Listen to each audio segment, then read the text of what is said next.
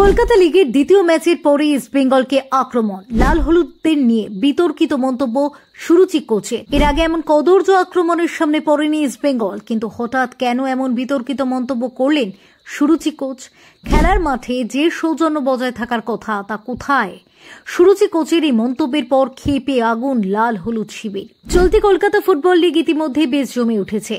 ৪ জুলাই শুক্রবার সুরুচির সঙ্গের বিরুদ্ধে খেলতে নেমেছিল ইস্ট বেঙ্গল এফসি।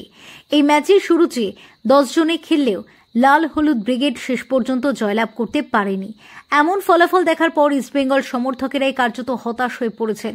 ইতিমধ্যেই সুরুচির সঙ্গের কোচ রঞ্জন ভট্টাচার্য একটি বিতর্কিত মন্তব্য করেছেন।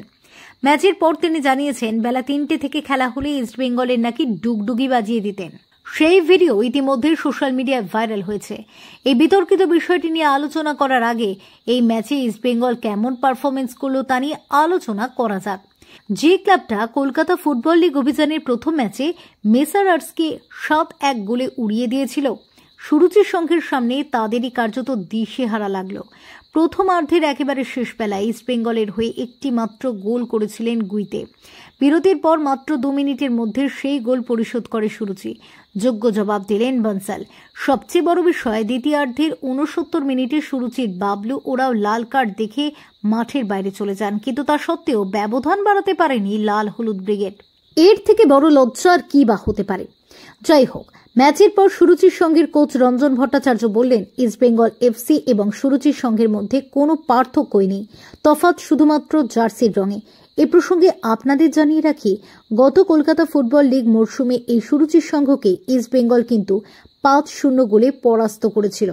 কিন্তু এবার শেষ 22 মিনিট 10 জনে লড়াই করলেও ইস্ট বেঙ্গলকে আটকে দিল রঞ্জন ভট্টাচার্যের দল।